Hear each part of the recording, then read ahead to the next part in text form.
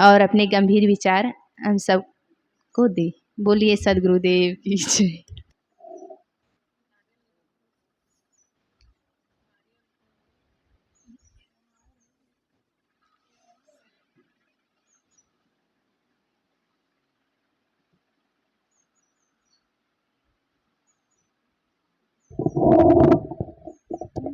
बोलिए सद्गुरुदेव की जय, संत समाज की जय, भक्त समाज की जय।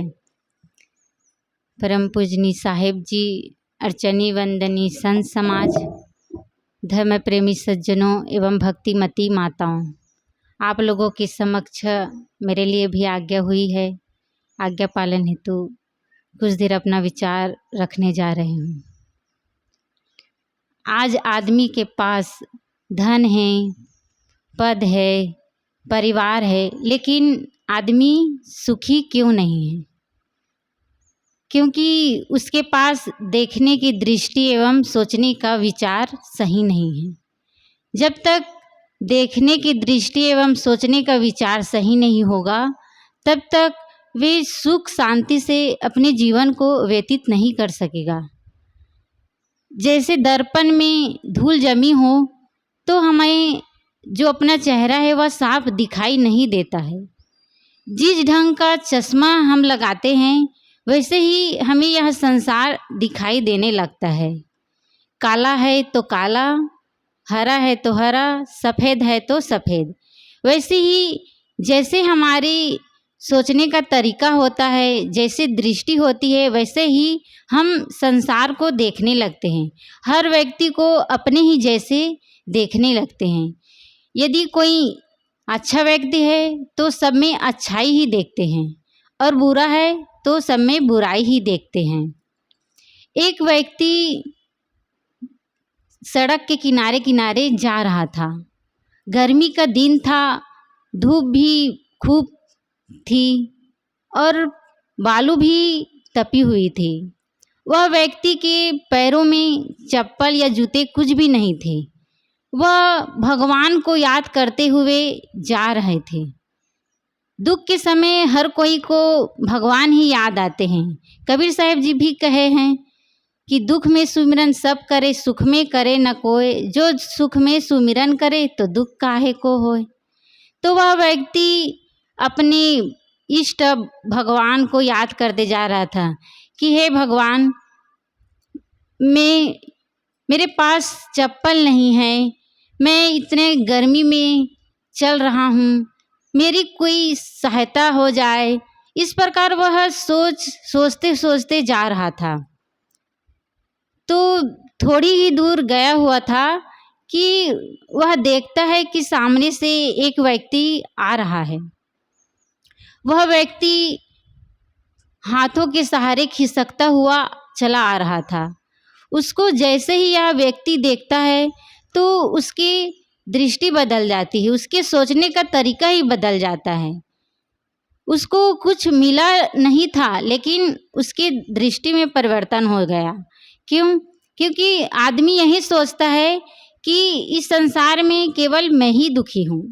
लेकिन जब अपने से ज़्यादा दूसरे को दुखी देखता है, परेशान देखता है, तो वह अपना दुख भूल जाता है। लेकिन लोग जब तक अपनी दृष्टि को नहीं बदलेंगे तब तक वह अपने जीवन में सुख नहीं हो सकता। आदमी अपने दृष्टि के कारण, सोचने के विचार के कारण दुखी परेशान रहता है। हम देखते हैं कि बचपन से ही जैसा हमें सिखाया जाता है, हम जैसे देखते हैं वैसे ही हम जैसे माहौल में पलते हैं, बढ़ते हैं, उसके जैसे ही संगत करते हैं वैसे ही हमारा जीवन बनता चला जाता है। हम वैसे ही क्रियाकलाप करते चले जाते हैं। महाभारत की बात आती है कि दुर्योधन का जन्म राजमहल में हुआ था। वह अपने मामा के संगत में पले बढ़े थे और पांडवों का जो जन्म है वह जंगल में हुआ था। वह माता कुंती एवं भगवान कृष्ण के सानिध्य में, उसकी संगत में पले बढ़े थे। एक दिन गुरु द्रोणाचार्य जब शिक्षा दे रहे थे दोनों कौरव और पांडवों को, तो उसके मन में एक प्रश्न उठा। वह दोनों कौरव और पांडवों को बुलाए और दुर्योधन से कहे कि आप नगर में जाओ और एक अच्छा व्यक्ति खोज कर लाओ। तो दुर्योधन 2-4 दिन तक नगर में भ्रमण किए, उसे अच्छा व्यक्ति नहीं मिला। वह आकर गुरुदेव से कहे कि मुझे अच्छा व्यक्ति नहीं मिला। फिर गुरुदेव युधिष्ठिर से कहते हैं कि तुम नगर में जाओ और बुरा व्यक्ति ढूंढ कर लाओ। तो वे भी 2-4 दिन तक घूमते हैं, लेकिन उसको भी बुरा व्यक्ति नहीं मिलता है। तो जो अन्य और भाई लोग थे, वह गुरुदेव से प्रश्न किए कि ऐसा क्यों हुआ कि न दुर्योधन को अच्छा व्यक्ति मिला, न ही युधिष्ठिर को बुरा व्यक्ति मिला। तो गुरुदेव कहते हैं कि जो व्यक्ति जैसा रहता है वैसे ही हमें संसार में व्यक्तियों को दिखाई देता है। जो जैसा रहता है वैसे ही सबको देखता है। दुर्योधन बुरा व्यक्ति, उसका विचार बुरा है, इसलिए सब में बुराई ही देखा, इसलिए उसे अच्छा व्यक्ति नहीं मिला। और युधिष्ठिर अच्छा सज्जन व्यक्ति है, तो उसे सब में अच्छाई ही दिखा, इसलिए उसे बुरा व्यक्ति नहीं मिला। तो हम जैसा रहते हैं वैसे ही हम सब में देखने लगते हैं। तो हमें अपने सोच में, अपने विचारों में परिवर्तन लाना होगा। हम अपने जीवन में यदि सुख शांति चाहते हैं तो जीवन में अच्छा व्यवहार करें।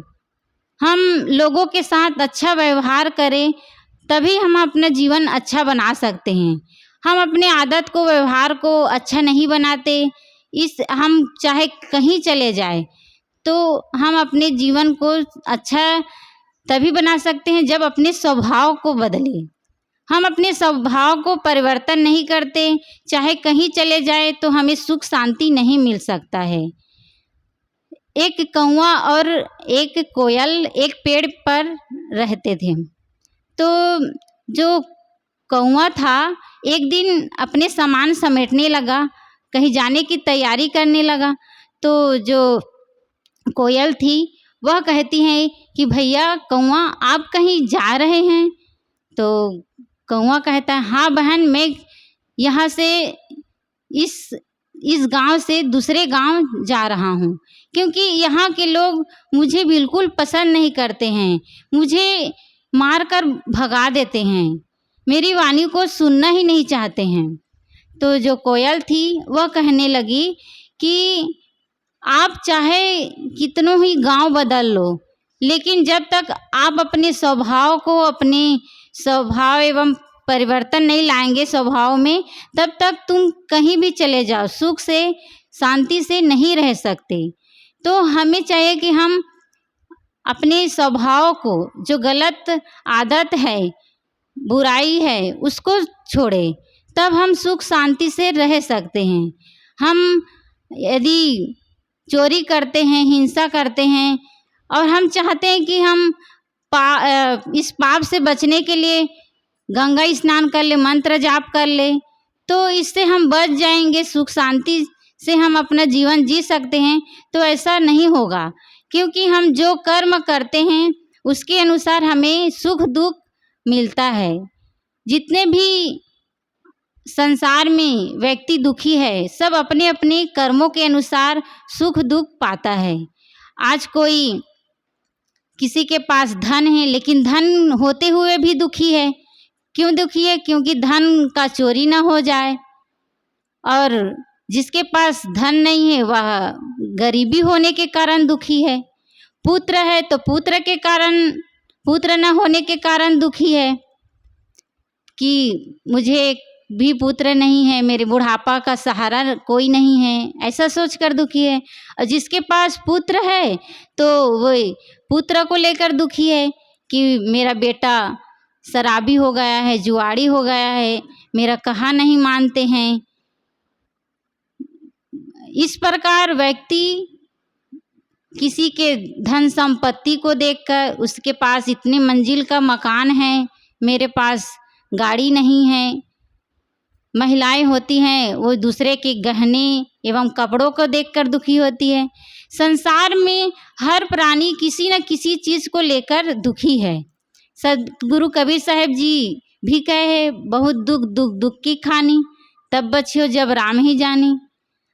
हम जब अपने आप को जान लेंगे कि जितने भी जो दुख हमें मिल रहा है सब अपना ही बनाया हुआ है, कोई हमें सुख या दुख देने वाला नहीं है। बाहर कोई ईश्वर परमात्मा नहीं है जो हमें सुख और दुख दे सकता है। ये तो हमारे कर्मों के अनुसार मिलता है, जैसा हम करते हैं वैसा ही हमें मिलता है। इसलिए हम लोगों के साथ अच्छा व्यवहार करें, प्रेम के साथ रहे, भाईचारे के साथ, तभी हम अपने जीवन को अच्छा व्यतीत कर सकते हैं। नहीं तो हम इस संसार में आकर केवल दुख और रोते ही अपने जीवन को बिता देंगे।